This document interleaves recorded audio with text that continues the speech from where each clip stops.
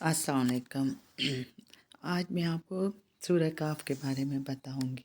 आज जुम्मे का दिन है, इस हवाले से सूरह काफ में अल्लाह ताला ने लोगों को बताया है फितनों से बचने के लिए। इस दौर के जो फितने हैं उससे बचने की इसमें सारी मालूमात है, सब कुछ है। हमारे नबी पाक सल्लल्लाहु अलैहि वसल्लम ने फरमाया है कि सूरह काफ की पहली 10 आयत और किसी जगह है कि आखिरी 10 आयत को जो हिफ्ज़ करेगा वो दज्जाल के फितनों से महफूज रहेगा, और जो इसको जुम्मे के जुम्मे पढ़ेगा तो उसके लिए ये नूर है। अच्छा, अल्लाह ताला ने सूरह काफ में अपने अजायब के बारे में बताया है।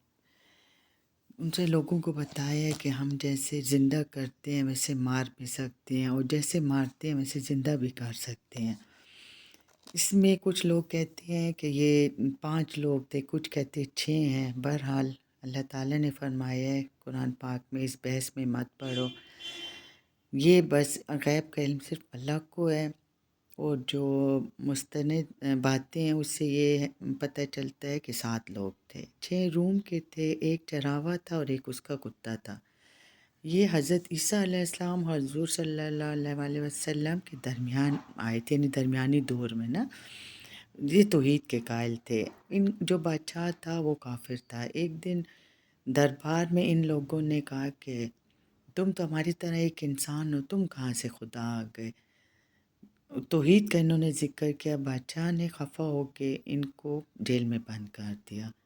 वहाँ कुछ लोगों ने इनकी मदद की, बस अल्लाह ने उनके दिल में रहम डाला, उन्होंने इनकी मदद की। वो और उनको जेल से भगा दिया। वो वहाँ से भाग के उन्होंने एक गार में पनाह ली, जहाँ वो 309 साल तक सोए। फिर जब वो अल्लाह ताला ने उनको जगाया तो सारे रूम पे इस्लाम गालिब आ चुका था।